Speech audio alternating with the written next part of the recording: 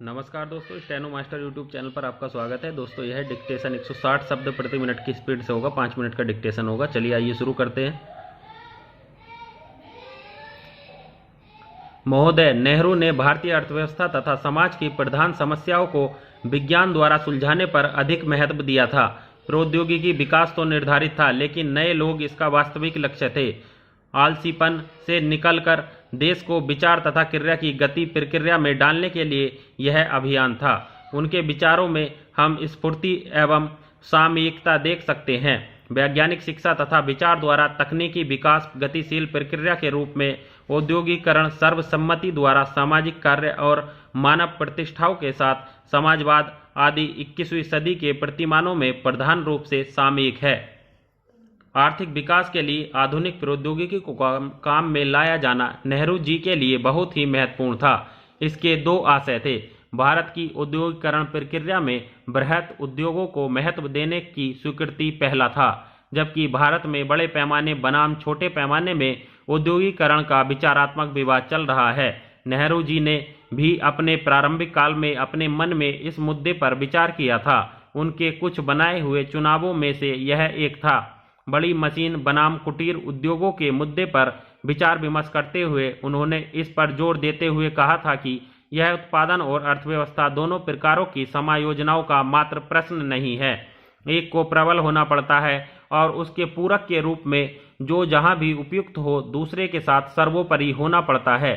वर्तमान आधुनिक तकनीकी उपलब्धियों पर आधारित इस आशय का दूसरा विस्तृत पहलू उनकी वैज्ञानिक शिक्षा तथा अनुसंधान पर बल देना था। यह देखा गया कि उन्हें इस विचार पर विशेष मोह था कि उचित सामाजिक स्थितियों के अंतर्गत मशीन के प्रयोग वैज्ञानिक टेप पर बनाए रख सकते हैं और अनुभव तथा मानव के दृष्टिकोण को विस्तृत कर सकते हैं।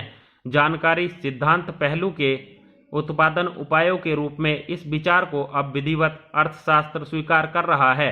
फिर भी तकनीकी परिवर्तन एक गतिशील प्रक्रिया थी। आधुनिकीकरण पर बल देना, जिस पर हम पुनः ध्यान दे रहे हैं, तथा यह परिवर्तन को सम्मिलित किए हुए था, जो नेहरू के लिए घृणास्पद वस्तु थी। और यह परिणात्मक समायोजना और उत्पादन के विभिन्न व्यर्थ तत्वों तथा पद्धतियों का संतुलन करना ही वास्तविक प्रश्न नहीं है, बल्कि गुणात्मक परिणामों का प्रश्न है। महोदय, भारत में प्रमुख रूप से जहां पर हम बहुत पहले से ही विचारों तथा कार्यों के पुराने सूत्र तथा पद्धतियों से बंधे हुए हैं, वहां हमें नए विचारों तथा नई सीमाओं की ओर ले जाने वाले नए अनुभव, नई प्रक्रियाओं की आवश्यकता है। अतः हमें अपने जीवन के स्थिर तत्व को परिवर्तित कर गतिशील तथा जीवंत बनाना चाहिए और अपनी बुद्धि को तीव्र तथा उत्साही बनाना चाहिए। नई स्थितियां और नए अनुभवों की ओर ले जाती हैं, जैसे उनसे निपटने के लिए मन को बाध्य करना है और परिवर्तित परिसरों को अपने आप स्वीकार करना। और फिर विज्ञान का इतिहास दर्शाता है कि यह केवल पुराने से बेहतर नहीं है, यह कभी कभी पुराने को अस्त व्यस्त करता है। यह केवल नए सत्यों को पुरानों के साथ जोड़ता नहीं, बल्कि कभी कभी नए सत्य तथा उनके द्वारा मानवीय वैचारिकता और उनके जीवन विधान में उथल पुथल उत्पन्न करता है। अतः विज्ञान मात्र पुराने को अच्छे आयामों में आवर्तित नहीं करता या पुराने के साथ नहीं जोड़ता, बल्कि विश्व तथा मानव की चेतना के लिए कुछ नया सृजित करता है। अगर इस विज्ञान की आत्मा का वास्तविक अर्थ क्या है, वाली इस वैचारिक धारा की खोज करें तो बहुत कुछ मतलब निकलते हैं। यह केवल विज्ञान दर्शाने वाले नवीन सत्यों को ही, केवल पुरानों के विकास को ही नहीं स्वीकारेगा, बल्कि अगर उसने इस आत्मा के विरुद्ध जाना चाहा तो पुरानों को अस्त व्यस्त करने के लिए भी तैयार है। इसका अर्थ यह भी है कि न केवल पुराना होने के नाते उससे बंधे रहते हैं, बल्कि उसे निभाए जाने के कारण, लेकिन उसके विघटन को स्वीकारने के योग्य होने के कारण। इसका यह अर्थ है कि अगर वह नए अन्वेषणों के विरुद्ध जाएगी तो यह सामाजिक ढांचा या औद्योगिक ढांचा या आर्थिक ढांचे के साथ बंधा नहीं रहेगा। 21वीं सदी में पहुंचने की प्रेरणा की जड़ें स्वतंत्रता के प्रारंभिक वर्षों की लालसा में हैं। अतः नेहरू के लिए मशीन, आधारभूत संरचना विकास और आत्मविश्वास प्रमुख थे।